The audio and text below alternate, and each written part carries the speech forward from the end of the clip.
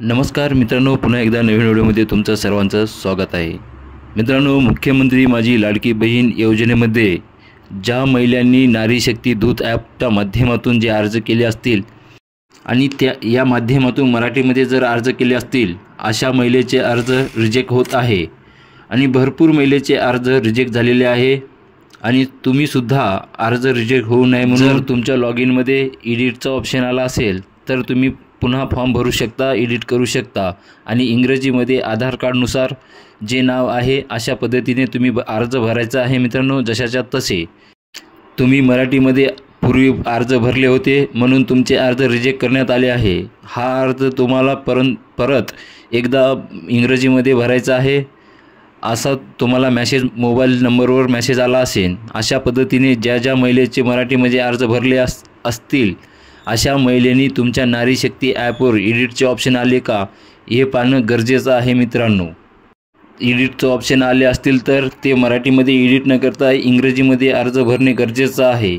आणि अर्ज कसा भरायचा तुम्हाला तुमच्या आधार कार्डनुसार जे इंग्रजीमध्ये नाव असेल, आपण यापूर्वी व्हिडिओच्या माध्यमातून माहिती एडिट ऑप्शन गेली होती जाऊन, आणि अर्ज भरताना अचूकरित्या बरोबर भरायचा आहे। त्यामध्ये कुठल्याही प्रकारची चूक न करता भरायचा आहे। जर तुम्हाला अर्ज अप्रूव्ह करायचा असेल त्यासाठी सर्व माहिती अचूकरित्या भरायची आहे। तुम्हाला माहिती समजणार आहे। मित्रांनो, परत एकदा समजून घ्या, ज्या महिलांनी मराठीमध्ये अर्ज केले असतील अशा महिलांनी इंग्रजीमध्ये अचूकरित्या अर्ज भरायचा आहे। जोपर्यंत तुम्ही इंग्रजीमध्ये अर्ज भरत नाही आणि अप्रूव्हलसाठी पाठवत नाही।